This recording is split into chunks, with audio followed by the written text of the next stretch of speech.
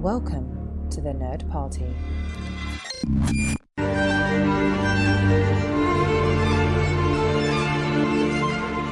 Hello and welcome to the A24 project here on the Nerd Party. On today's episode, we finally review David Lowery's The Green Knight. It's fair to say it has been a lot longer than 1 year hence, and I mean the titular role himself, the Green Knight, would certainly not stand for this kind of tardiness. However, in spite of COVID-19, lockdowns, cinema closures, and pesky UK distributors, we are finally able to talk about it. I'm co-host Alice King, and with me as always is Lee Hutchison. How are you? Yeah, this is an episode that's a long time coming. I was reflecting on it maybe 50, 60 episodes ago. We talked about this in A24 Hour News about the Green Knight, what's that going to be about, all that thing. And I think where it's interesting, I always think of we've just been doing this for a couple years, but then I realize that we now live and breathe the life cycle of certain films, all the way from there's this film that's been announced in the news section to we're looking forward to this. There's a trailer, interviewing people even before the film's out, and then the film comes along and we get to chat about it or moan about its distribution here in the UK. I know, yeah, it's funny. I was thinking, with the Zola episode, it's because we've now finally worked through the back catalogue, we're now in a situation where we actually were lucky enough to talk to the director basically as we were seeing the film, so we were then able to structure that episode around that. Whereas always we've been sort of looking back on the films and stuff, but now we're looking forward, and one element of that, of course, is before we dive into the movies, we like to do a section called A24 Hour News. Previously, we would talk about all the latest news from the world of A24. Worked very well while we were working through the back catalogue. We had an episode out every fortnight. But now that we've caught up and are looking at an episode, if we're lucky, sort of every month, 6 weeks, maybe every month, 2 months, it can be a bit difficult to keep track of the latest happenings in the A24 land in terms of, have we covered that already? When did that happen? It's difficult. So what we're going to do is we're going to mix up the format a little bit. And from now on, Lee and myself will bring one A24 news item each that we're keen to talk about, that we found out between episodes. So first up from me, it's the news that The Tragedy of Macbeth, directed by Joel Cohen, starring Denzel Washington and Frances McDormand, will premiere at the New York Film Festival this September. And as of literally a couple of hours ago, in potentially a first for the A24 Hour project, we got news in advance of the recording. This film will also be the closing gala film for the London Film Festival on the 17th of October. And if you are not in London, or well, let's just say if you're in the sort of central belt and below, you may get a chance to see it at the cinema, because there's going to be part cinemas for that festival. So you will get a chance to see it on the big screen on the 17th of October. So I'm now thinking that this firmly puts The Tragedy of Macbeth to be A24's frontrunner for an awards run. I mean, you just have to look at the caliber of the people involved. Joel Cohen, Denzel Washington, Frances McDormand, multiple Oscars between them. But if A24 have learned anything from 2019, when they had The Farewell, Uncut Gems, and The Lighthouse, perhaps it's better to focus on one single film for an awards run rather than spreading out on multiple films and therefore missing out slightly. What are you thinking about that? Yeah, I was really excited. I'm going to be going to the film festival. I actually got my approval on Friday, but I've had such a busy weekend. It wasn't until I saw the announcement about the news that it was going to be at London Film Festival. I was like, oh my God, I've got to confirm my accreditation before it runs out and it gets revoked. You've got to cough up the 50 quid, that's what you want. Yeah, I coughed up my 50 quid. I'm really looking forward to it. I think there's definitely going to be quite a few A24 films at this festival. I think the one that I'm really expecting to pop up as well will be Sean Barker's new film as well, so I'm just kind of it's an exciting step in the right direction. And I think Lamb has a good shout as well, I think, for the London Film Festival. Yeah, so I'm really looking forward to it. After getting 2 films at Sundance London, it's just nice to get these movies after being being in a limbo period for a long time of waiting for these things. It's now we'll get to watch them all in a few days. We might have the opportunity to interview people and just to share and watching some of these films with our friends, because so often we've just watched a lot of these films and it's been right, me and you can chat about it, and then maybe we have to give it word of mouth for people to check out. But when you go to a film festival, you get that buzz of your friends that love it, your friends that hate it, your people that are indifferent, and it's always just real exciting at that stage to try and get a feeling for what's going to be the breakout hit, something like we had with Uncut Gems a few years ago at London. Absolutely. I mean, that was a film which hugely benefited, I think, from seeing within an audience, basically a room of probably what sort of 500-600 people, all just becoming tighter and tighter through tension, and then that incredible release at the end.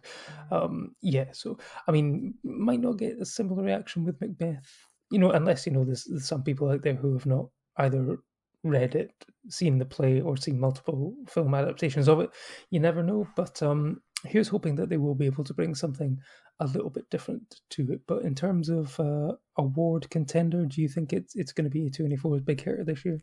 It seems to be. You'd kind of probably fancy it's better. I mean, we'll talk about the Green Knight later, but fantasy films and the Oscars, Lord of the Rings aside, don't tend to kind of do too well. So I think probably that one would be the sensible option. But I'm looking forward to when we get to chat about it. It's not often like we're often trying to review movies, and we're not always perhaps the target demographic in terms of some of the stories that they're telling. But like, it's the Scottish play, a couple of Scottish guys. This is perfect. We don't need to get any guests or representation on to talk about that one. Well, apart from the fact that yeah, we'll just have to keep referring it to as the Scottish play because we don't want to jinx the episode. But Lee, what news item are you bringing to the project this week? Something a bit kind of droll. So JB Lockhart has now been named as the first ever chief financial officer for A24. Pretty boring news on the top of it, but in kind of one of our previous episodes, we spoke about the news that A24 looked like it was going to be selling up. Would it be to Amazon? Would it be to Apple TV? Who knows? But what it kind of looks like is from people that are more aware of the industry than myself, have spoken about that this actually probably means that A24 isn't going to be for sale, and it's going to be looking to kind of grow from within as opposed to kind of sell out. So that's a really kind of positive news for people like ourselves that just want to see these things continue to remain independent and maybe not have an extra master to report to. I mean, Lockhart has a background. He was in the NBA. He worked for Disney. He worked on basketball. He's got a really interesting kind of background. He worked for Disney's like Walt Disney's company's strategic planning group, looking at business development. So yeah, it seems to be one of those ones that's given us a lot of confidence that this is going to remain in independent hands, and we're not going to have to just make do with a lot of films being put on streaming, and maybe if we're lucky they'll be in the cinema. Yeah, no, I think it's good news. I think I mean certainly because it just arrived the other day. I got the A24 Weekender bag, so in terms of merchandise, I'll be hopefully keeping them independent for a little bit longer. But yeah, no, it's an interesting choice. But yeah, the basketball thing. Yeah, he's clearly got a good track record, so hopefully he'll be able to see what he can bring to the company in terms of profit and loss and stuff like that. I know that people were saying that recently the Green Knight was on track to become one of A24's most successful films at the box office. But then I looked at that chart, and it's fair to say that sort of Hereditary, sort of aside, to be one of the more successful A24 films, certainly at the US box office, you are looking at around about 20-30 million, which isn't a huge amount. But then they're probably not paying huge amounts in terms of the take on costs and getting the distribution and stuff like that. So they're clearly making enough money to survive at the moment. I think, like we said on the previous episode, I think if Apple did come on board, there would be a lot more pressure on profit and loss and stuff like that in order to make a big turnaround, and they would be looking for more commercial hits, whereas A24 have clearly had success in building their brand to the point where even today when they were announcing it as for the London Film Festival, Macbeth was referred to in the international trade as an A24 film, whereas obviously it's going to have a different distributor here in the UK, but they're going to struggle to come out of the shadow of A24, I think. Yeah, definitely. So the Green Knight, it's here. Directed by David Lowery of A Ghost Story, Pete's Dragon, Old Man and the Gun. And Lee, your interview special with him from last year is currently our most downloaded episode of all time. It seems a lot of people were keen for a Green Knight fix to tie them over in any way possible. And if you haven't listened to it yet, check it out after this. But we have a few clips to whet your appetite. So first up, David talked with you about getting started in his career and his inspirations. What were sort of your like early inspirations, and what was your sort of journey towards being a filmmaker? I decided that I wanted to make movies when I was 7 years old, and it was entirely based upon my love of Star Wars. And um, I think my mom had checked a book out of the library for me about how Star Wars was made, and it seemed pretty good to me. It seemed like making movies was a pretty good time. So I just decided that that's what I wanted to do, and I've been a one track journey ever since then. You're sort of a jack of all trades. You're a producer, editor, filmmaker, writer, and you worked across a lot of kind of different visual fields. Has that always been the appeal for you to not just be kind of pigeonholed as a writer or a director?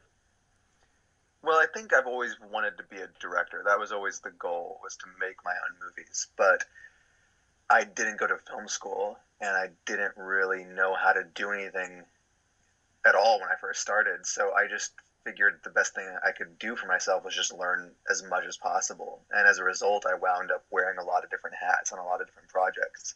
And I am, if you look on IMDb, I've got a bazillion credits on things, like a credited as a cinematographer on a couple movies. I am not a cinematographer. I'm a terrible cinematographer, but it was very useful to learn it was useful to learn that I'm not good. And um, so I always, sought out, projects to work on, things that my friends were making, things that friends of friends were making, anything I could work on to just learn more about how to make my own films. And at a certain point, editing became a career for me for a couple of years because I really loved it and I was pretty good at it. And it's one of my favorite parts of the filmmaking process. But, in the back of my mind, it was always like, this is something I'm doing while I'm working on getting my own projects off the ground. Did that sort of maybe kind of tie back into sort of your Star Wars inspirations? You always think of something like George Lucas on those films, very much that sort of auteur kind of background. Did sort of that have an influence on you, or was there sort of other filmmakers that kind of pushed you down that road? I'm sure that George Lucas, remains. He still is. Like, I just watched Star Wars Episode 3: Revenge of the Sith the other night, which was the last movie he directed. And say what you will about the movie, but I still admire what he was trying to do with those prequel trilogies, and I think they are auteurist works in their own way. And I think in '94, when I was 13 years old, Pulp Fiction came out, and that really sort of ignited the concept of the writer-director in my head. You see at the end of that movie, you see written and directed by Quentin Tarantino in that big, wonderful font, and I think that was the first time I really had an understanding of a director's voice. And so Tarantino certainly had an influence on me, and then over the years, that's been countless. Like the number of filmmakers who have since influenced me and inspired me and made me want to contribute to this craft. The list goes on and on, but I think those were the two early watermarks. Was George Lucas when I was 4, 5, 6 years old, and then Tarantino when I was 13 years old, and a million more in between and a million more after. But those two are pretty seismic. You're based in Texas, and we're used to sort of Hollywood and the industry, how it kind of works on the west coast of the USA. What's it like to be a creative talent in Texas, and what's the industry like there at the moment? Well, I moved here when I was 7 years old, and to Dallas, which is where I still live. And one of the very first things that I found out about Dallas was that this was where RoboCop was shot. And RoboCop was the first R-rated movie I ever saw, and I think I saw it shortly after moving here, against my parents' wishes. And so I always had like this idea that movies could get made here. That was always part of the appeal of Dallas was like, oh, there are films that get made here. I think that around the time that I moved here, Oliver Stone was making movies here with some degree of frequency. He did Born on the 4th of July, had a little bit here, and then of course JFK, and then when I was in high school, Any Given Sunday shot here as well, and I got to go be an extra in that, which was exciting for me. And so it felt like a place where things could get made. I had this concept in my head that I could make movies here. It was an acceptable place to make movies. Also, Wes Anderson came from Dallas, and he shot his first movie here, and that came out when I was in high school. And definitely, when you see Bottle Rocket in high school, you're like, oh, feels like something I could make with my friends. I didn't quite understand, what $5 million would buy me at that point, but it just felt like the type of movie I could make. And I knew all those locations. It just looked so familiar. It's like when you see a movie that's shot in your own town, in your own backyard, and it's not LA, and it's not New York, it just makes it feel that much more manageable. So again, I mentioned I didn't go to film school, so I kind of just started making movies once I got out of high school. And I stayed here and kept doing it. And I had this idea in my head that I wasn't going to go to LA until I had a reason to go there for my as a filmmaker. I wasn't going to go there on my own dime. I was going to wait till someone brought me out there because they wanted to meet me or something like that. And that's actually what wound up happening. And I have lived in LA. I really like LA. I have done time in New York as well. Saying done time makes it sound like a bad thing, but I love New York as well. But there was a certain point in my life where I shifted from wanting to get out of Dallas to feeling like I kind of liked staying here. And now that I'm in my 30s, I do like staying here. I really kind of feel like it's good to get outside of the hubs of the industry to a place where the industry still exists, but is, it's not huge here. There's stuff that shoots here. There, people are employed as in the film crafts here, but there's not a ton of work, and that's a thing I'd like to change. Of course, I'd like to bring more work here if I can, but it has this nice feeling of being just outside of the industry, just anonymous enough. No one really knows what Dallas is like. No one has a good idea of the city itself, and I can kind of just disappear here, which is really helpful for me. So The Green Knight is a fantasy retelling of the medieval story of Sir Gawain and the Green Knight, not Sir Gawain, as I thought it was until I actually watched the film and then realised they're pronouncing it Garwin. So yeah, Sir Gawain and the Green Knight, starring Dev Patel, Alicia Vikander, Joel Edgerton, Sean Harris, Ralph Ineson, and Kate Dickie. Now, David spoke about his interest in the legend and also about the casting of the Green Knight. What attracted you to sort of the Arthurian kind of legend? Has this always been some kind of period of history and a genre that's some appeal to you?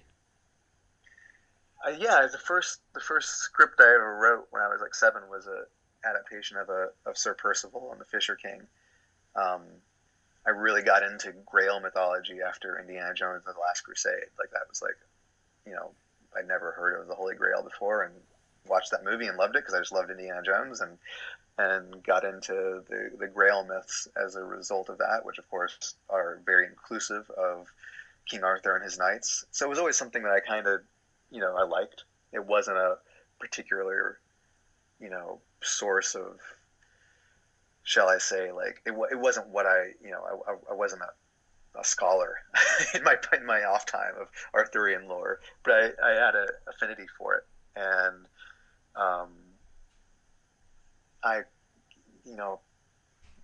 around the time I was finishing Old Man the Gun, I was just kind of thinking about what I wanted to make next, much in the same way that I was thinking about after Ghost Story or after Pete's Dragon, what I wanted to do that, was sort of left of center. And I just was thinking about Willow, the Ron Howard movie, which I was also a really big fan of, and just thought it'd be fun to make a weird fantasy quest movie.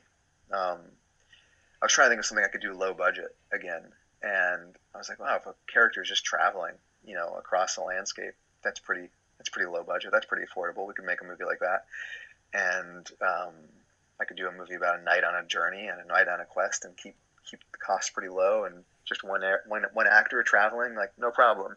And of course, it quickly turned into something much bigger than that, as these things tend to do.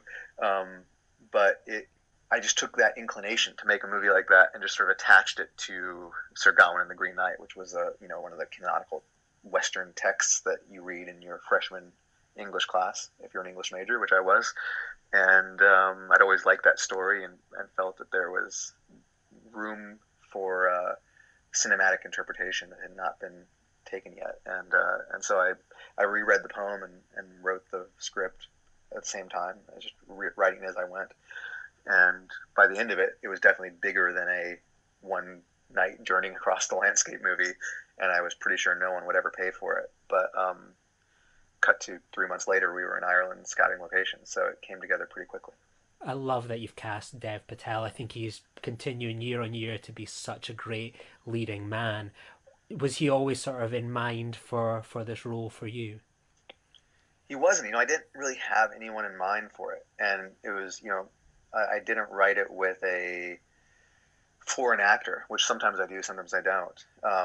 And so I really just wanted to find someone who, the character of Gawain in the poem is like the most honorable knight in Arthur's court. And the one big change I made in adapting it was like, I need him to get there, but I don't want him to be there at the beginning. And so I wanted the character to be kind of a tool, just kind of like he's not like a horrible person, but he's someone who probably thinks he's better than he is, and just is not he's a guy with a lot of room for self-improvement.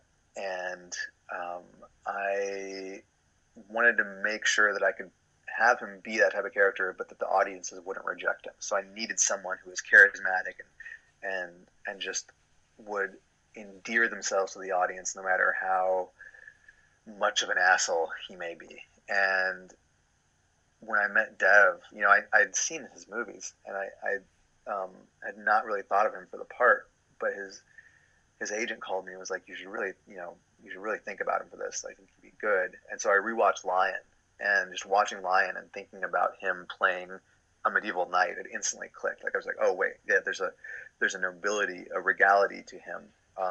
He has a knightly countenance already, and the idea of seeing him on a horse with a sword and an axe, like all of a sudden, like the movie started to click into place on a visual level that it hadn't before.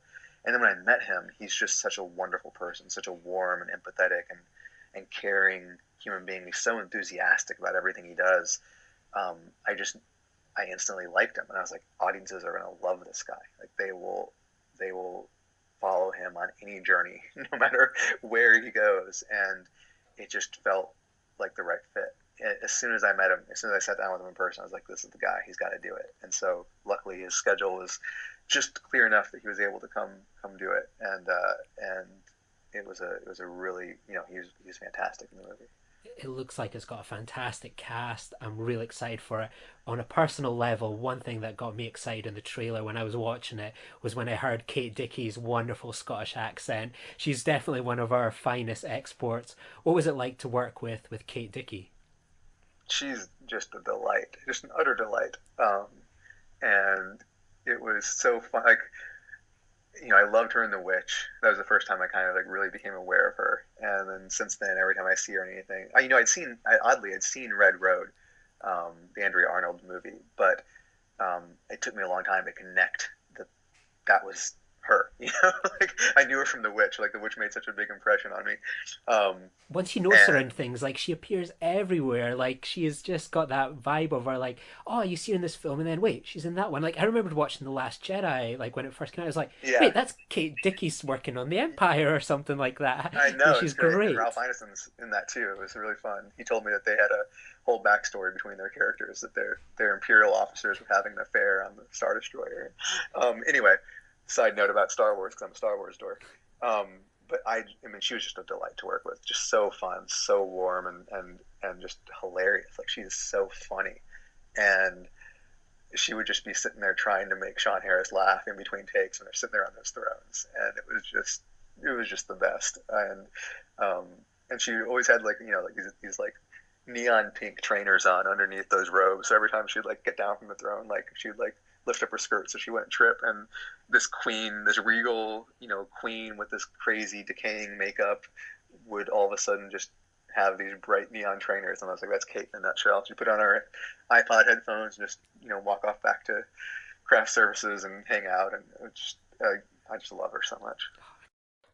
So, Lee, safe to say, it's been a long time coming, quite literally, as we talk about one scene in particular later on.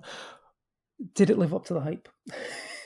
Or your internal hype? Because I guess there wasn't a huge amount of hype because, it was just out in the US and stuff. The more hype was about the fact that it wasn't getting released over here in the UK. Yeah, it was one of those ones. I chuckled when you were thinking about how to pronounce the name. I read an interview with David Lowery, I think, on like Vanity Fair or something after I watched the film, where he was like, they talked about like there's so many ways that people pronounce that name, and like he never considered that until Sean Harris was the first person to say Gawain. Oh my god, I'm getting it wrong.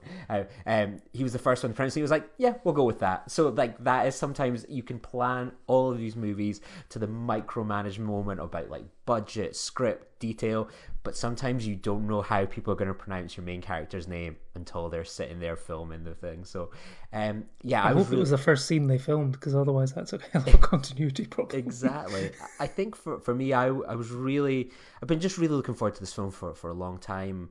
And it was kind of weird when I think back to when I remembered here when we talked about the news for the first time. I thought, oh, that's interesting. They're going with like an old fantasy style movie, and I kind of think a lot about the sort of the King Arthur movies that we've had over the years with like crazy budgets, box office flops, and I kind of thought, oh, is this going to be a big A24 embarrassment potentially? Are you talking about Guy Ritchie's King Arthur? Yes, and there's the one that had like Clive Owen, and just it seems to be a really jinxed one where people always are maybe trying to make a new franchise or launch things off the back of that, and I kind of thought, oh, that could be worrying signs. As much as I had faith in everyone involved, I was like, these things tend to fall flat on their face, and I never kind of thought about it too much after that. And then I remember watching the trailers for the first time and getting a real feel that I was like, oh wow, they've spent a lot of money on this. This is gonna, I could just see it not making much money at the box office, or being something that could cause an issue or have A24 overstretched. I remember just before watching the film for the first time, I think it was like the second week of it was the weekend the box office came out, and it was announced that it was like second at the box office and it made like 16 million, and it was like, well, that's pretty good, like second place beating like Stillwater, some established films. And then I noticed its budget was 15 million, and every time I look back at that trailer and then I watch the movie, I cannot believe this film cost 15 million. Like the techniques, the skills they've used, they have made something so beyond that kind of money at all. Like I think back to like so many classic films with low budgets, with like the use of models, matte paintings, actors that were in it for the project. Like this looks incredible for that money. So I was really starting to get excited kind of going into the movie, and then I watched it. I rented it Thursday morning, and I think about 6:00 I decided, like, here we go, I'm going to draw the curtains.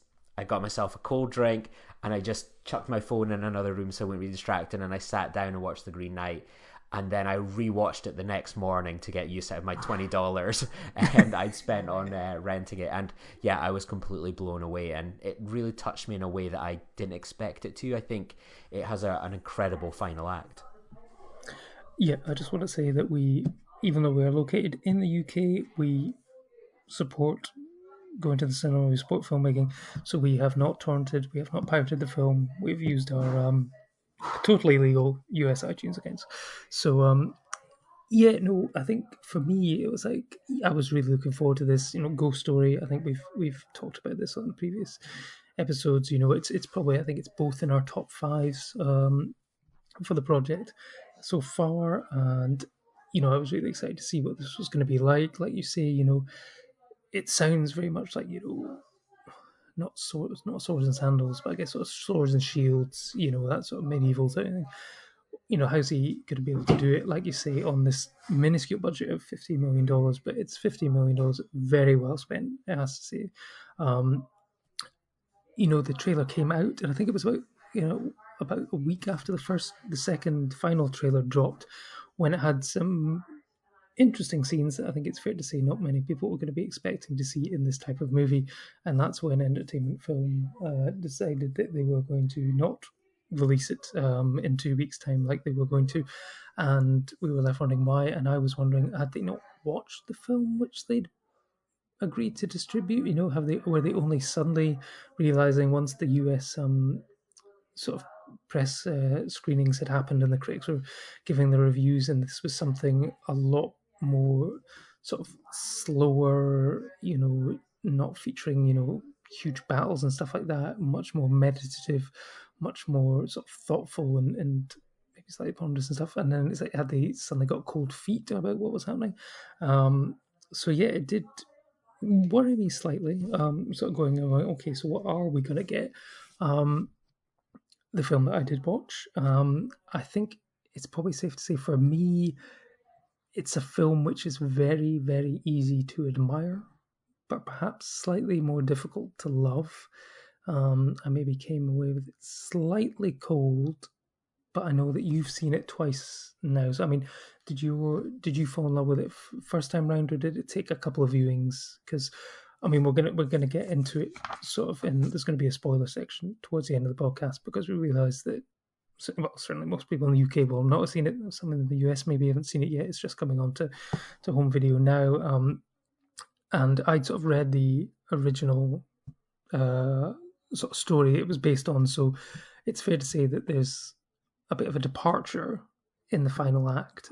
So again, it's one of these sort of, I always think of like Prometheus as an example of Prometheus is not the film that I was expecting to see, so therefore it was a bit disappointment first time round, but on rewatches I've come to appreciate it more for it's being its own beast. But you know, it's safe to say that I think, you know, if you're expecting the legend, you know, verbatim, you're probably not going to be getting that. So, I mean, yeah, how did it differ sort of first and second viewings on that one? Yeah, I think it's one of those ones I'll dive into more when we get to the spoilers, but I admired the film quite, like, similar to yourself, you know, kind of throughout the film, but it was very much that last half an hour where things just really clicked for me. And, you know, it's, I wouldn't say it's got like a thin story, but like, you know, the beginning is very much kind of, you know, that first little stretch of the movie is very much about like a man on a journey to potentially get his head chopped off, and you know what that is. And like, there's not too much more to it than that. There's some little side quests, if we're talking about perhaps like a board game thing.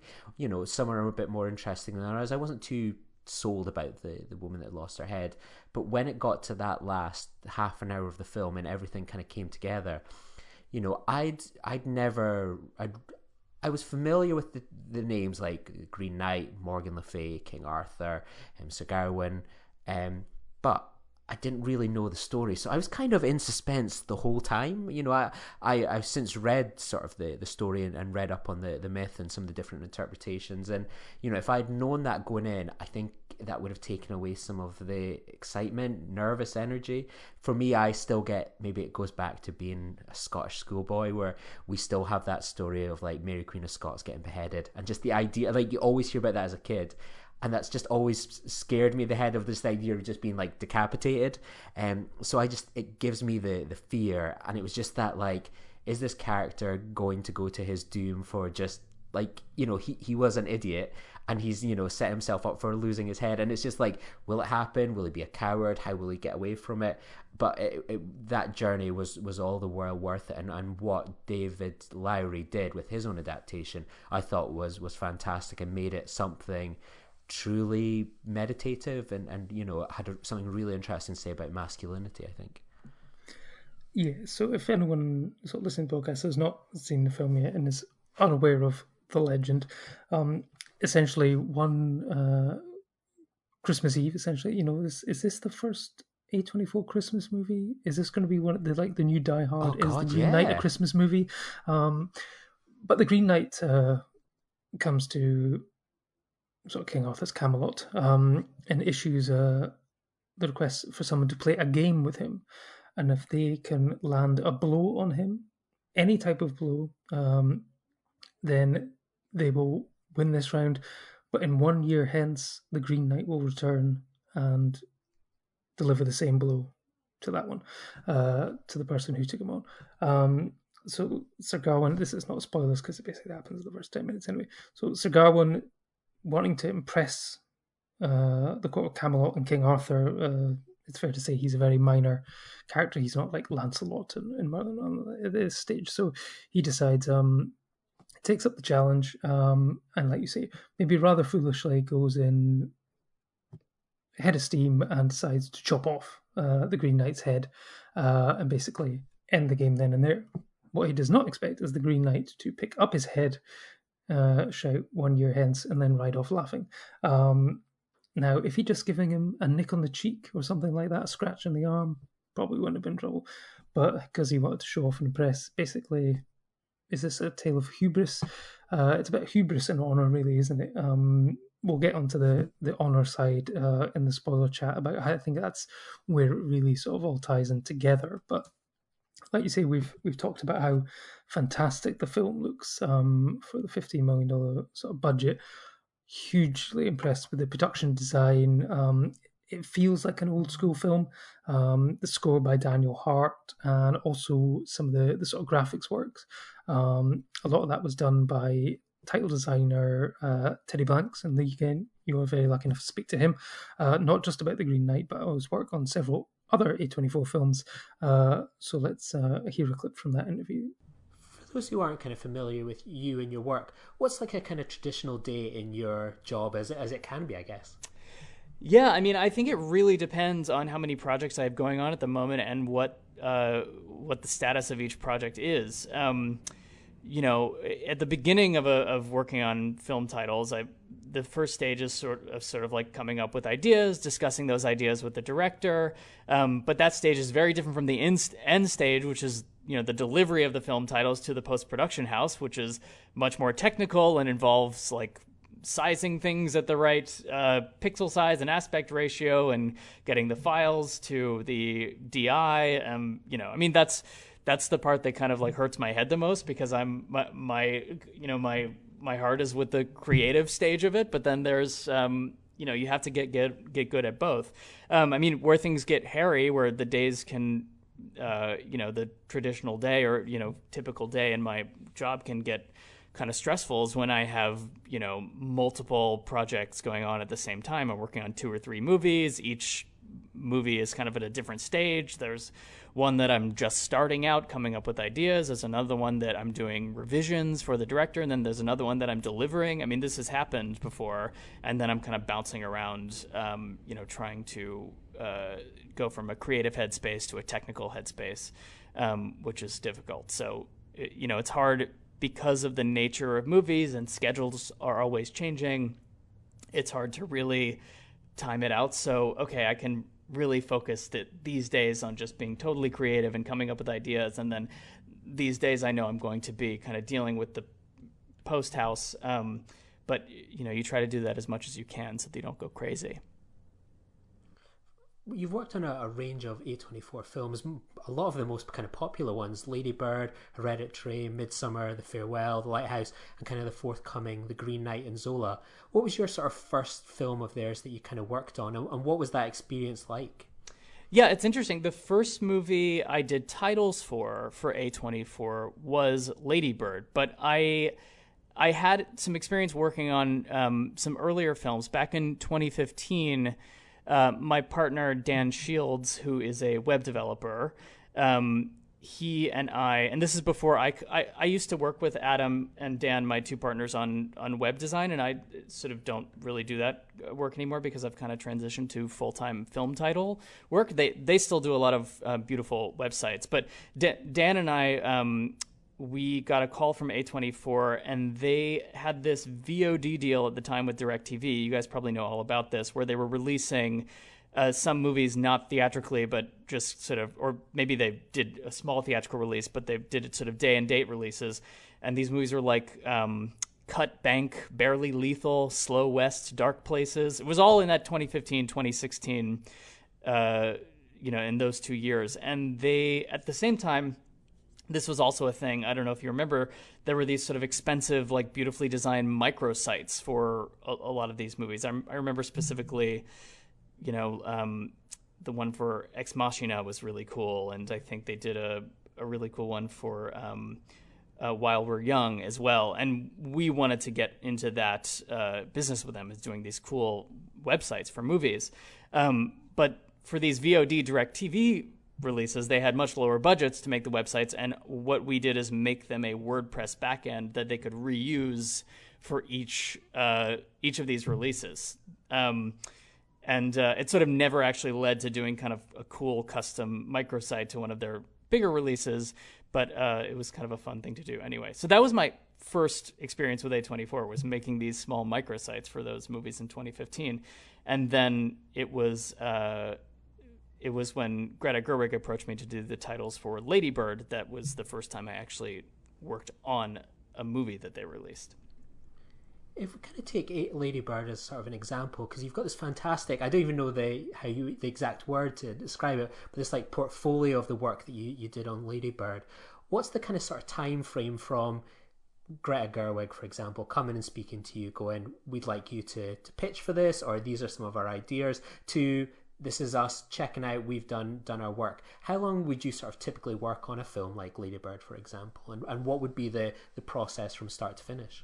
Well, Lady Bird's a bit of an anomaly because I've known Greta for a long time. She had, shared the script for Lady Bird with me back when she first wrote it. I loved it. And then when she was looking to raise money for the film, this is long before A24 was even involved, this was 2015, I think she asked if I would help her put together a sort of like a pitch deck, essentially, like an online pitch deck. It was actually a small website for the movie that she could kind of send around to potential investors. So she came over to my office one weekend with a big pile of memorabilia from when she was in high school, a yearbook, class schedule, photos, all of this stuff that kind of, put you in that early 2000s era when the movie takes place. And we scanned a bunch of it and made this online pitch deck. And at the time, not thinking this would end up actually being the look for the film, I made this title treatment out of a kind of old blackletter font because it felt biblical, and this is a movie about her going to a Catholic school, and that was the font that was kind of on the main page of the pitch deck website.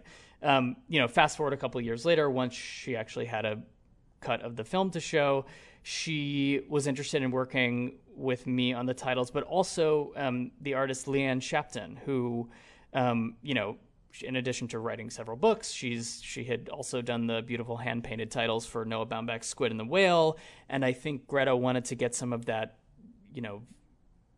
tactile, handmade quality of Leanne's work into the titles as well. So it ended up being this kind of collaboration where Leanne and I came up with a bunch of ideas for the titles. Some of them were things that Leanne had just sort of painted herself and then sent me, and I scanned them and arranged them on the screen. Some of them were things where I would design a kind of type layout, send the digital files to Leanne, she would paint them, and then send them back to me. I would scan them and then show those to Greta. And then, after this sort of long process, we eventually landed on nothing really kind of had that iconic quality like that original title treatment I had made for the case study. So Leanne made a very beautiful hand-painted version of that, and that is what ended up in the movie. And I don't know if that's just because it was the best thing we came up with, or if it was just because it was the thing that it had now been connected to the movie in some form or fashion. It was on I think it was like she had it on the slate when she was directing the movie. It was like a font treatment that she had kind of, I think in her mind was so tied to the film at that point that it was hard to let go of. So that ended up being the thing that Leanne painted. And then Leanne and I also worked together to create an alphabet for the rest of the titles that we then passed over that hand-painted alphabet to A24, and they used it in the marketing materials as well. I can imagine, based on sort of the trailer alone for The Green Knight, that was a really exciting kind of project to work on. It had such an interesting kind of title font. How's it been for you, knowing these films are in kind of limbo just now, that you've got some amazing work that the world is waiting to see potentially? Yeah, I mean, both are great movies. I mean, very different movies, but The Green Knight is really incredibly beautiful, totally weird. It's got that, I mean, that special kind of look and vibe that only David Lowery can do. And then, Zola is just it's so fun. And I think Janixa Bravo is an incredible talent. I think what she did with that story, it's moving, it's hilarious. It's like the sound design is really interesting and cool. So yeah, I mean, I'm definitely excited for people to see both of them and see my work in them. I should also say the font that's in the trailer for The Green Knight and the poster has nothing to do with the titles in the movie, so you'll be interested to see that. And The Green Knight, I'm still working on it. I think one thing that's been interesting with this lockdown is that, David Lowery just took it as an opportunity to open the movie back up and start playing around. So I think the edit has changed significantly since when it was originally supposed to be released. And I think, we just this week, just yesterday, I sent him a bunch of new stuff. There are, I don't know if I'm giving away spoilers, but there are chapter titles that appear throughout the film. That's all I'll say. And so there's a series of just sort of intertitles that happen, and they all had one look and had been delivered, and the movie was sort of finished. And then, he got in touch with me a couple weeks ago and said, I really would like to revisit these. I think they could be weirder and cooler. I said, sure. And so I came up with a bunch of new stuff for it. So yeah, I'm definitely excited for people to see both movies. Zola, the titles are also really fun.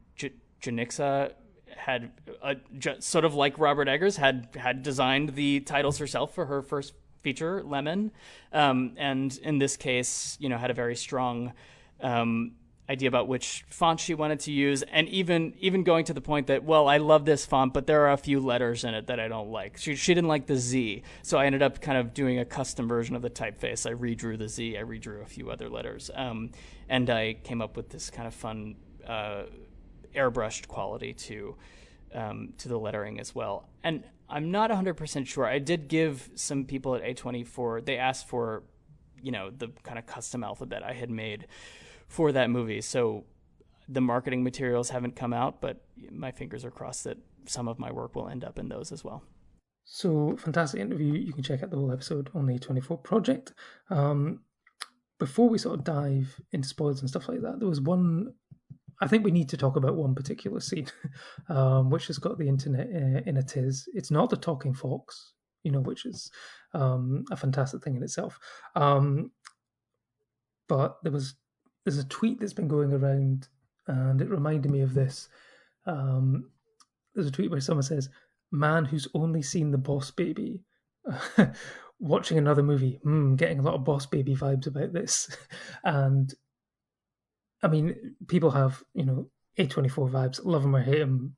People use A24 vibes about anything. And then there was a bit on Reddit. David Lowery was doing one of these like AQAs on Reddit or something, and someone was asking him if he was, why he was referencing Midsummer and The Lighthouse in The Green Knight, and he was like, well, I wasn't, we were making that when those films were coming out in cinemas. I hadn't seen them. We had nothing to do with that. However, my new film, Peter and Wendy, is greatly influenced by The Lighthouse. And I don't know, it's obviously, A24 fans are going to look at certain films and think that they're all connected, perhaps. There's the sort of Punch and Judy show style puppet thing where the art in the background is almost very similar to something from Midsummer. But then there's the Lighthouse connection, I guess, is revolving around one particular scene that seems that A24 is in a little subgenre of its own of basically graphically showing the results of male masturbation. And I'm not going to say I was disappointed in anything, but I think the end result that was in the film, it had maybe been hyped up slightly for me. I was like, oh, is that it? But what did you make of this rather contentious moment from I thought there would be more come. It's just this one of those things. Like I think, like I've muted like the Green Knight with the, like being in kind of this limbo period for us getting access to it in the UK, and I know it ended up only being like 20 days before we were able to rent it from America. But you know, the thing that just kept breaking through was I was just seeing this thing about come or think pieces about it, and when it got to one, I was like, oh right, oh well, I mean it's a really good scene, but I mean, you know, if you've watched one indie movie about sex, you kind of, it's nothing particularly shocking or like, oh, well, fair enough, that's come. What I loved about it, and it, you know, again, I didn't expect to talk about this as much, but it reminded me of like Mary Queen of Scots, the movie where they're now a couple, where Saoirse Ronan and Jack Lowden are, they're having some sort of sexual activity, and he comes, and then she just looks down at him and going, a minute doesn't make a man, and it's like, I remembered me and my girlfriend at the time just looked at each other and went, oh, that really, really hurts. And then it's the similar one where like he comes and he's looking a bit kind of fretted and stressed, and she just looks at him and goes, you are no knight. And you're just sitting there going, oh, that really kind of, like, that is such a dig at him. Because, you know, we'll dive into it a little bit more when we come to the ending, but like, he is a bit of a, you know, he's not this noble guy. He's achieves very little in his life. He is just kind of falling into different things and trying to prove that he is this great knight, but you know, he always seems to come up short. And I can just imagine for a man like that, you know, someone that probably is, you know, paying prostitutes, as we see in the beginning, that he's used to probably being told how wonderful and how great he is and having his ears licked. And then in a moment like that where someone's like so noble and she just puts him down, I thought that was such a fantastic moment. It was one of the highlights of the film for me. Yeah, and then to add insult to injury, finding out that they weren't the two only people in the room is like a, ooh, shocker. But yeah, no, I think we'll come on to that in a minute. Not literally, but yeah. But one of the inspirations of this whole thing is obviously the medieval mythology. It's inspired movies like Excalibur, Sword of the Stone, but also other sort of areas of pop culture. One of them being, of course, Dungeons and Dragons. And one of the most exciting things about Green Knight finally being out, and now that I've watched it, it means that I can finally play the Green Knight role-playing game, which I got back in May, I think it was, last year. Clearly, I think at the time, they'd basically gone into production and really they had already had it and they couldn't sit on it for another year, so they started shipping. Obviously they needed to make some money last year, so they decided to proceed with the role-playing game coming out. So I've got it, I've sort of read the rules and stuff like that, so I'm just excited to now be able to play, because no one else wanted to play for fear of spoilers. So yes, we'll be organising an A24 project game, I'm sure, at some point soon. But last year, of course, I was very lucky to be able to speak to professional games master Timm Woods, who created the game for A24, and he spoke about the process of working with A24 on the game. Yeah, because I mean, the A24 shop is almost as legendary as the A24 films. I mean, you've got... It's almost like, it seems like it's marketed to like film hipsters who will not, you know, care about dropping $60 on a scented candle just because it has A24 in it and stuff like that. But I mean, some of their marketing is great. It's like the Midsummer Bear in a Cage sort of decorative ornament that they had, which sold out.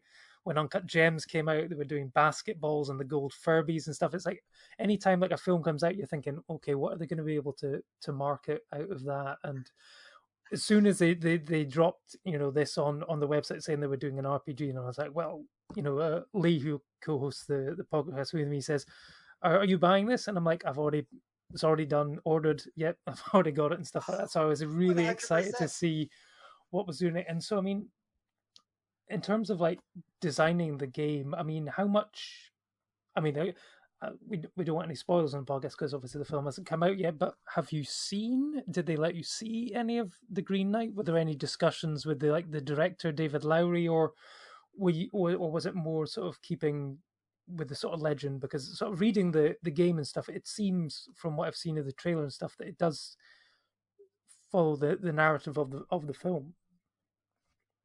So I did, yes, get to see an early cut version of the Green Knight movie, kind of shortly after we can confirm the work that I was going to be doing with them. So I did get a chance to see, like, in what ways were they holding true to the myth, which is pretty substantial. I was actually very impressed that they didn't feel the need to diverge more, but at the same time, I got very excited because without any spoilers, I do believe that they, it would be fair to say, expanded upon the universe of the Green Knight. And to me, that is something that makes it so much easier to build an RPG around not just a story, not just a movie, but the world that this movie suggests. And so once I knew, like, oh, I felt strongly like they included everything from the myth and then built upon the implications of the myth with their own implications about this universe. And I think that's what makes RPGs so great, is the idea of implications that the game master can kind of take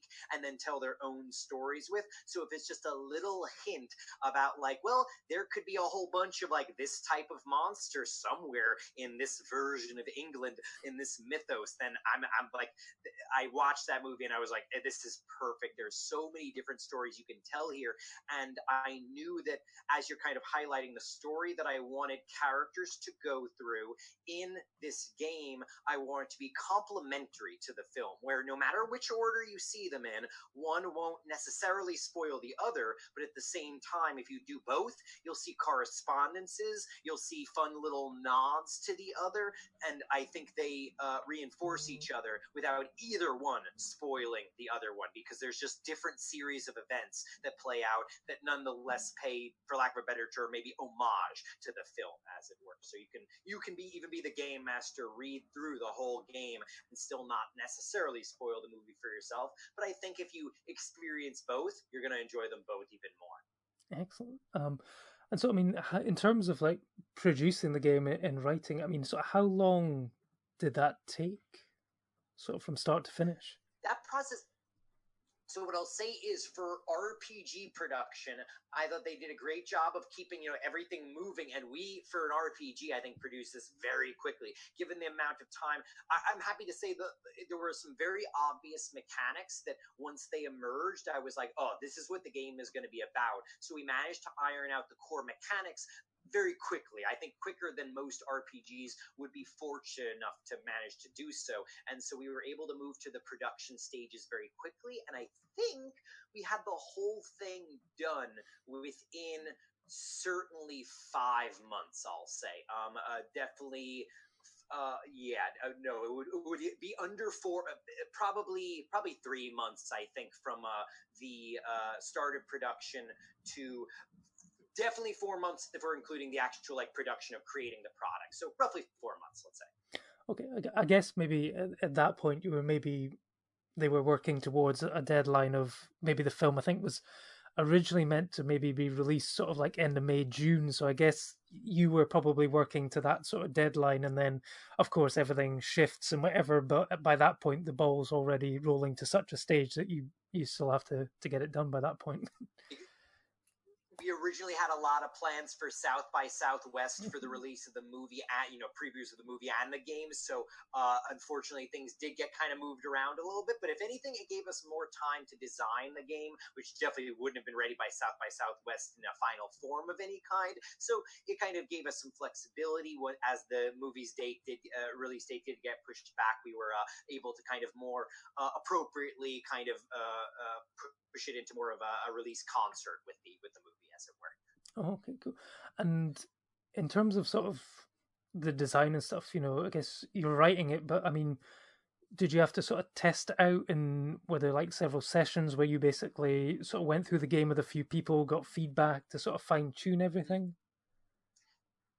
Absolutely. I ran it through with quite a few groups as much as I could in the kind of time frame we were creating the game in. But I'm lucky that I have access to so many different players, because while I didn't run it with my professional groups, I have a lot of friends and family who are willing to kind of jump into this with me and test out. That ultimately, what's nice is even in the first few playthroughs, the mechanics were largely sound right away. And I consider myself lucky in that regard, but also probably a lot of my experience running, especially for new players. I knew I wanted to make something that was simple enough, and I knew how to go about simple game design in that respect, but that would kind of spiral out into complex combinations of mechanics that people would have a lot of fun with. So ultimately, even the first playtest, all we were really doing was balancing, because I had kept the mechanics simple enough and managed to kind of intuit a lot of the numbers right away that we would need to factor in. So by the time we were playtesting, it was just kind of working out the balance and the kinks, as it were. And by the time we were doing the final playtests, it was fun, like getting to the final battles, as it were, and seeing how those played out, but also seeing how different groups along the way made radically different choices.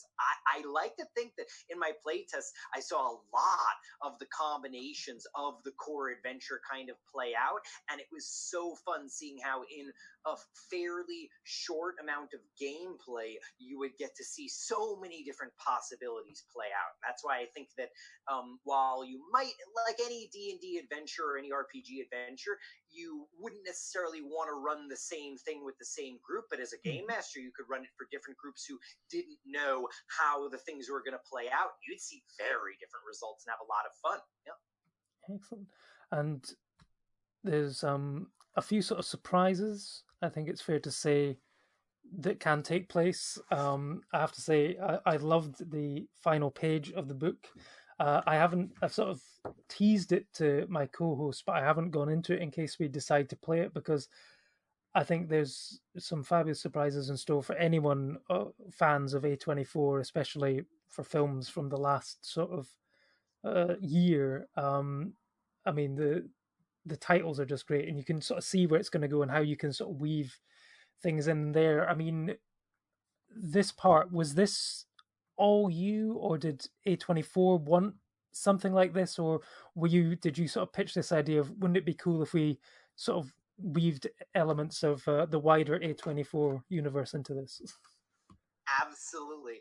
The kind of A24 challenges that you're referring to in the back were definitely suggested by them, but the moment they made the suggestion, I was kind of like struck by it, because it's so obvious and such a good idea, because this is what beginner boxes and starter sets do all the time, is give little hints, little seeds of how could you expand beyond this adventure with the rules that we've given you, and why wouldn't they be, built around all these, popular movies, as it were.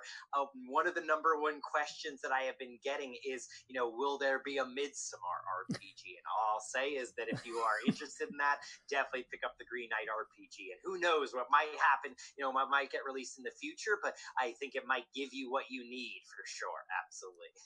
Absolutely. Well, it's funny that I sort of read the title of one, which was called The Black Opal, because it sort of reminded me of there's a Parks and Rec. Are you a fan of Parks and Rec? Yes. The Cones of Dunshire. Where Ben Wyatt is on sabbatical and basically decides to create his own role-playing game and stuff, and then it turns out to become really famous. It's all about the cones. It's all about the cones.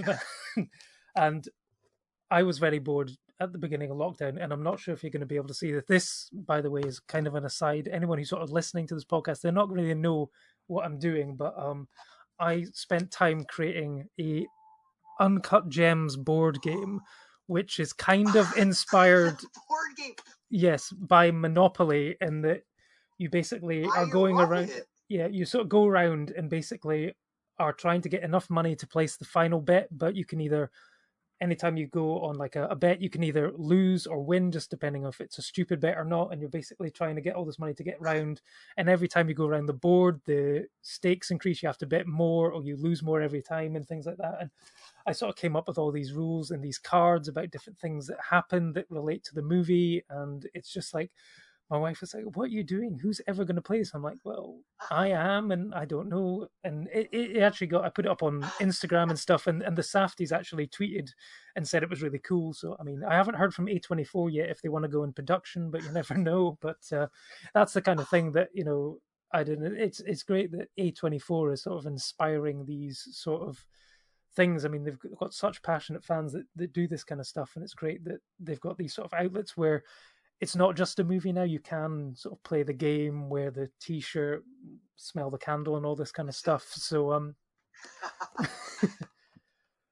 The experience, absolutely, yeah. And I think Monopoly is a great model for that movie as a game. Honestly, I think that's perfect. Shows how Monopoly is really about ultimately bets and stuff. So 100%, yeah. And love it. so I mean, now that the game is getting out there now, it's sort of just arrived in the UK this week when it was shipped. But I have seen that the several people out in America who have it and playing it. Have you had any sort of feedback from anyone who's played the game yet? People have been doing unboxing videos and have looked through, and I'm always impressed by people who are like, yeah, I got it earlier today, I've read all the rules, and I'm like, damn, like that's good, that's like impressive. I love and I like to think that is a statement to the game, that especially if you are familiar with RPGs already, but even if you're not, this is just a matter of cracking it open, and this should be just as easy to pick up as a fairly simple board game. I don't want people to feel like, compared to other RPGs, even especially in some ways D&D, that can be rather rule heavy, that are like, oh, it's easy, just this 250-page rule book, and it's like, okay, well, thanks, but I'd rather learn from my friend, ideally, and if you are that friend, I think it's going to be really easy for you to pick up. But I have seen people doing unboxing videos and talking about the rules, and those are always nice videos because people seem genuinely like really excited about the rule set. I tried to do something that was going to be really fun and approachable, but not feel gimmicky. I wanted it to feel like a real RPG where you're making real good choices, and the rules focus on this kind of aspect of moral decision making. You don't get bogged down in the rules of like, how does a longsword work versus a halberd? It's like the mechanics are simple, but the rules lend themselves to this really fun kind of interpersonal, not morality, but ethics, let's say, based decision making, where everything comes down to, is your decision honorable or not? And as you make honorable or dishonorable decisions, you are slipping towards one extreme or the other, and the risks and advantages that come with that kind of. And so everything's kind of a strategic decision, but it's strategic about what do you choose to do, and do you have all the information to make the honorable decision that you might want to make. So, yes, spoiler chat warning. The flag is going up. You can't see the flags, but the klaxon is going. Wah, wah. We're going to be going into the third act of Green Knight now. So if you have not seen the Green Knight yet, and if, like I said before, if you're in the UK, probably highly likely, press pause, come back to us when you have seen it. Eventually, whenever that may be. There's still not a date for the UK. A lot to unpack here, I think it's safe to say, isn't there, Lee? Yes. So, what does it all mean? Throwing out the big guns. What does it all mean? I think it means a lot of different things to a lot of different people. One of the things when I answer that. Yeah, well, I'm gonna give a cop out, and then I'm gonna zero in on my answer. Where I think for me, I remembered sort of like processing the ending and then deciding like I wanted to read up on like the original tale and people's different meanings of it and interpretations, and there were some fantastic ones. But for me, what I took away from it, so to give a bit of context, if you've decided to listen to this, like Gawain kind of has his moment where he runs away and flinches, he's not getting his head chopped off, and he runs back to Camelot. He becomes king. The prostitute that he's with has a child, but he abandons her and takes the child and marries this like noble queen instead. The son will die, and then he just becomes this like despised king that will eventually be killed. And it's one of those ones like I was very much aware watching that I was like, this is him clearly like, before the Green Knight is off to chop his head off, he's like, is this all it is? Is this it? And he's like, what more could there be? And I just thought it was really interesting, like, in this interpretation, if I'm correct, like, Gawain isn't a knight. He is, is a sir. He has not achieved that legendary status by this point. So this is obviously a man that is looking to achieve noble deeds and to be something that kind of reverberates through history. Like, that was expected of that kind of generation of men. And I found it really interesting where he has this pressure to be this noble man, to be special, to achieve great things, but one of my friends almost described it away, but he's just a wee guy. Like he's there's nothing special about him. He just plods about. He gets kidnapped he gets locked up at one point. Well, he gets tied up at one point. He gets his horse stolen from him. He's very useless. I mean, even like the Green Knight goes to him at the beginning, just nip me. Like, if you nip me, I'll nip you. But he decides, like, nah, I've got to be big Billy Bollocks. I'm chopping off his head. And then he just spends the rest of the year dining on that celebration and the songs and the drink, not even thinking that he's got to go off and complete this quest. And, I was thinking about it a lot recently where, I've been reflective with COVID and stuff. And I've been thinking about how, like, we go through our lives like aiming big, wanting to achieve great things, but the reality of life is often we will have mundane lives. We'll have great moments where we're surrounded by friends and enjoy ourselves, but by and large it's going to be an average life. We'll work, we'll love, loss, all these sorts of things. We very few of us will ever achieve proper greatness, and I think that was really interesting how that was represented in this film, where this is a guy that is not going on to achieve that, and that he thinks like he runs back, this is the life he wants, and just living with that shame. And you just see this character, he ages in multiple ways. You just watch him, even though he's got that gray in the beard, he just seems like tired, disappointed. He leaves a pretty bitter and horrible life, when he does have this one moment where he goes, you know what, I'm going to just do something noble. I'm going to take my punishment. I'm going to complete my ride of the game. And I never thought about it at the time, but like I'd read afterwards that in most interpretations it ends with the Green Knight just like nipping his neck with the axe, and that it's a lesson, etc., to test how noble he is.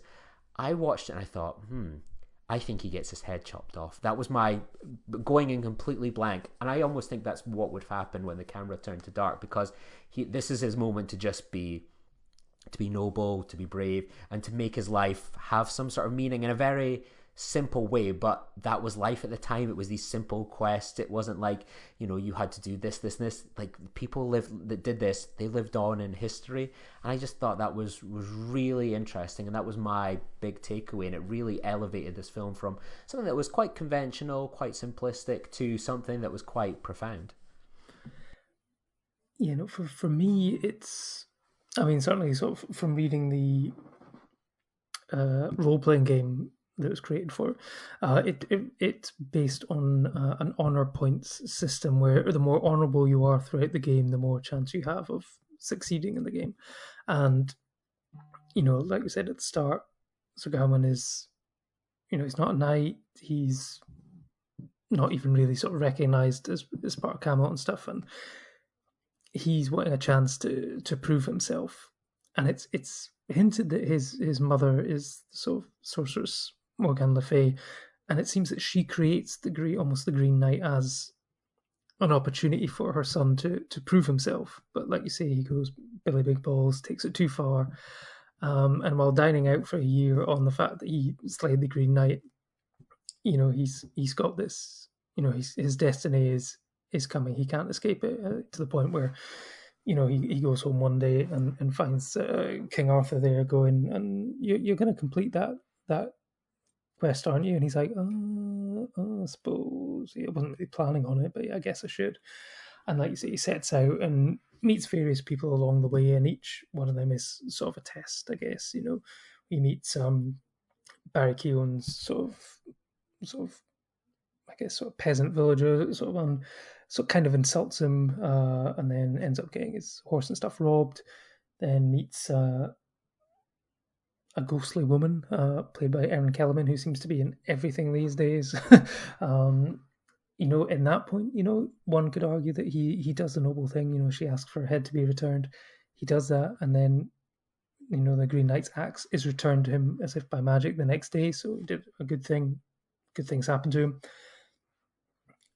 And then I think the major sort of bit sort of comes towards the end, where he is taken in by a lord and lady, and the lady is played by Alicia Vikander, who also plays the I guess the whore who he is seeing in Camelot. And a lot of people have sort of questioned, why is she playing the two roles? And I think I'm more questioning that accent she had. God knows what was going on there. Well, that's a whole other podcast, I think. But basically, if you've read the original legend and stuff, the Green Knight is revealed essentially at the end to be the lord of this castle, and in this film, it's played by Joel Edgerton, and it was a test to see how sort of noble Sir Gawain is meant to be, and like you say, he kind of gets nicked at the end and basically sort of chastised for not being, as noble and honourable as he should be. He's a coward. He tries to, he flinches and then he tries to run away and stuff like this. But there's this whole section where the Lord has taken him in and he goes out hunting every day and he says, I will trade you whatever I bring home for whatever you gain that day. And, his wife is trying to seduce him and stuff, and he's trying to be honourable and not give in. But then, of course, he does quite spectacularly in exchange for a sash, which he used to have, and then has magically appeared here as well. And then there's a blind old woman who stays at the castle, and it's in the legend. It's meant to be like another version of Sorceress Morgan le Fay, and it's also tied together as this test for Sir Gawain, which ultimately, I think it's safe to say that he fails spectacularly, and it shows, like you say, when he runs away from the Green Knight and is unwilling to accept his fate, we see his life sort of play out and the consequences of his actions of being like a coward and stuff like that. He initially finds success in being accepted into Camelot and then eventually becoming king, but his guilt and shame sort of eats away at him inside, and like you say, he loses he betrays the wife of his child, he loses his son and stuff like that, all things which basically, if he'd gone down a different path, could have potentially been avoided. And then you get this rather spectacular cut back to him on his knees. I would like to say, I guess, the Twilight Breaking Dawn fake out ending, perhaps, where it's all revealed that it's actually been a dream almost. And yeah, he sort of decides that, yes, I am going to accept my fate. And like you say, there's then that massive bit open to interpretation where, the Green Knight does say, off with your head, but does he go through with it or not? And I guess it's up to everyone's, like you say, individual interpretation as to whether or not you think he is going to be killed or whether he's just going to get a nick to prove the point of the test. But I guess that's the fun of and the quality of a film like this is it provides a lot of discussion for what we dub in the fray in the term a cinema world tasty debrief. What do you think? Yeah, definitely. I just think that's, as I say, just that's where it brings it all together. That end where, I've heard a few kind of like mixed thoughts on some of the film to points, but I just think that moment it brings it all together where it's like we can all have disagreements. Like the fact that David Lowery does something quite wildly different with the ending means that all bets are off of like, how do you interpret it? And like, there's no definitive answer. It's like, oh, it's not, like if it was a straight adaptation, I think we would have been disappointed. And maybe my interpretation is just very personal, but I try and think of like, well, this is the director that brought us something like A Ghost Story, and kind of thinking what his reflections on pieces are. I think like he's saying something incredibly profound and so on, but I don't think he'll. We saw it with that famous little letter in the Green A Ghost Story. I don't think he's going to play his hand into what he's maybe looking into with this film. Yeah, no, we're never going to get a definitive answer from him on what happened, and I think, I mean, for anyone disappointed by the Green Knight and it wasn't what they were expecting, I think all you have to do is watch A Ghost Story, and like you say, you get a sense of how he feels about life and death and stuff. And his version of the Green Knight is exactly what you would expect David Lowery to give us in adapting the Green Knight. I think I'm even now talking through it with you, I'm gaining a better respect for the film and would really like to watch it again. Unfortunately, I think I have run out of time on my 48-hour rental window, so I will have to wait until it drops down in price before I watch it again. But I mean, I think there's clearly no resolution from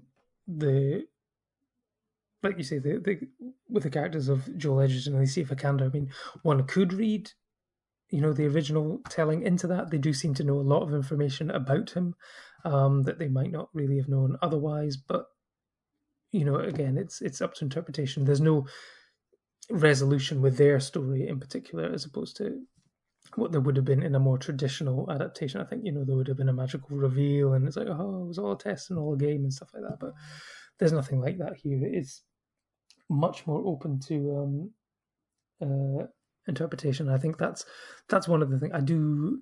I mean, Kim and I were discussing this on the filibuster censor special.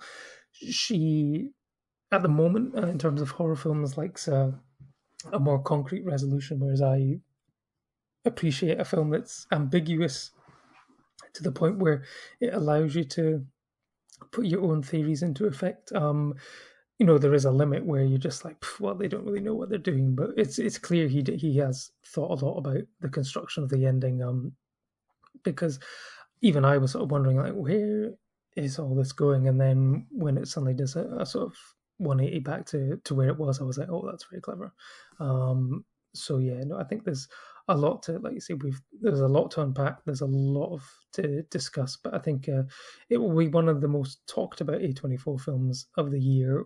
But yeah, you were talking about Oscar chances earlier. Do you see any potential with The Green Knight?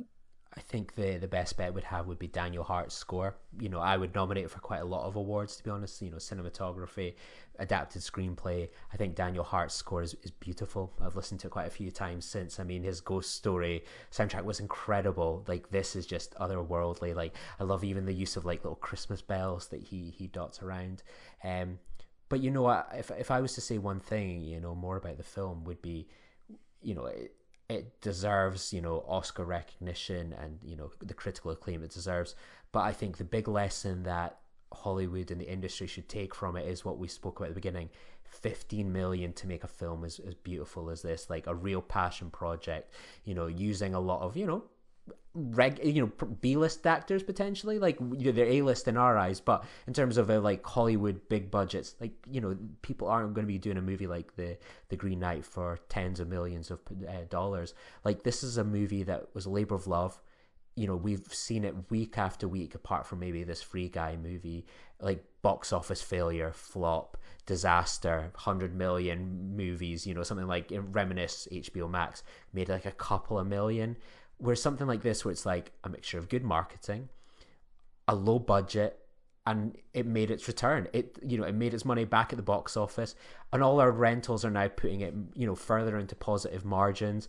It's not come out halfway around the world yet. It's not available to buy on DVD or Blu-ray. Like, this is what Hollywood should be looking to do, is it return to these low budget, mid-range indie movies that it just takes one good weekend at the box office and you've got your return. And then, it's maybe final budget, final box office, once including streaming, DVDs, sales around the world to people that have somehow now decided not to show it. It's going to make probably double, maybe even triple its money potentially if we're generous over its lifetime. And that goes back into investing in these Macbeth movies, all these other A24 movies. Like, this is what makes success, and it's what makes people excited. And I think it makes it a rare success in the COVID box office era. And I somehow feel that people aren't going to take note of that, to be honest.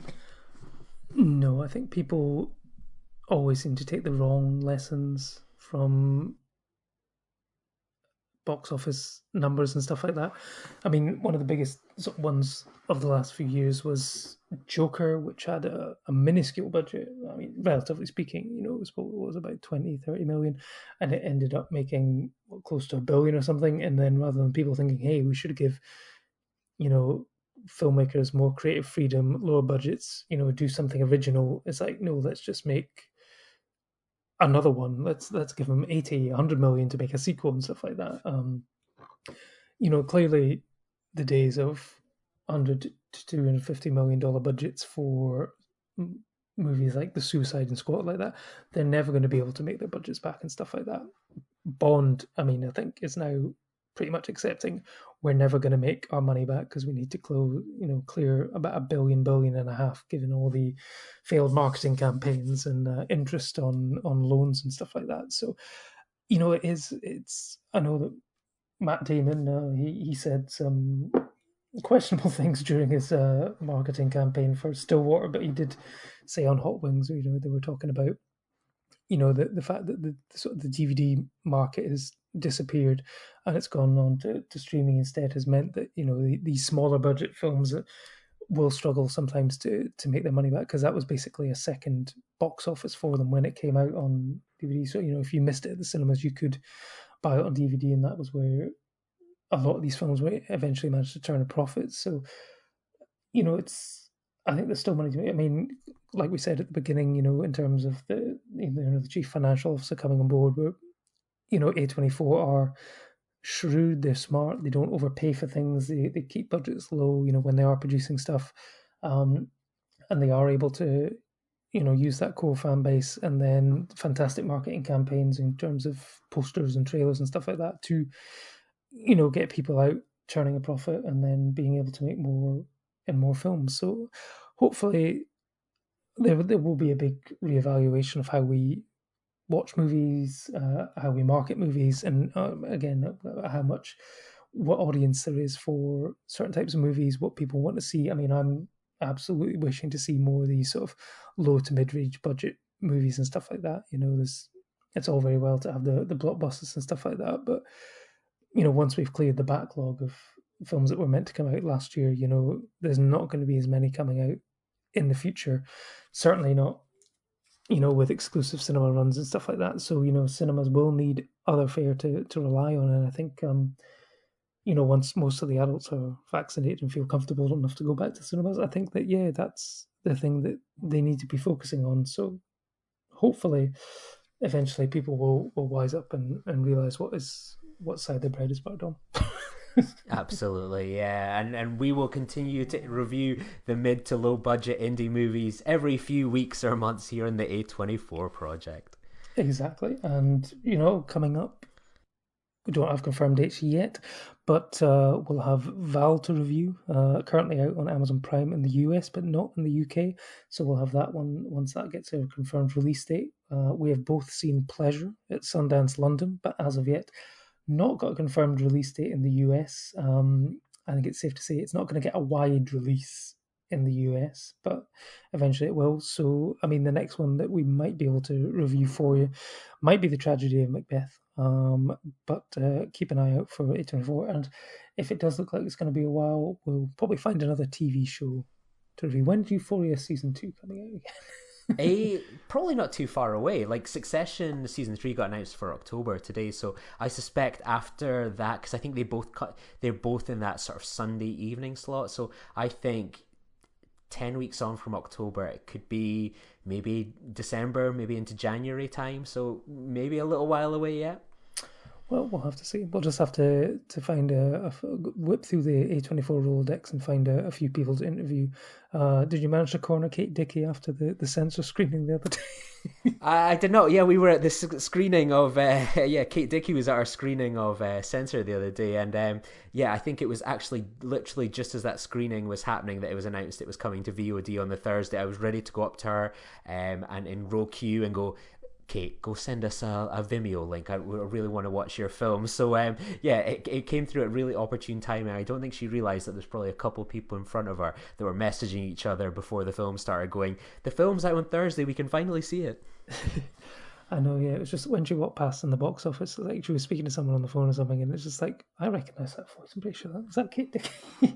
Is that is that her? Which is that A24 and Prometheus's Kate Dickie? Our Ladies, of course, as well, which we'll be reviewing on the next episode of Filibuster. So keep an eye out for that coming this week as well. But in the meantime, stay safe out there, and we'll speak to you soon. Bye bye.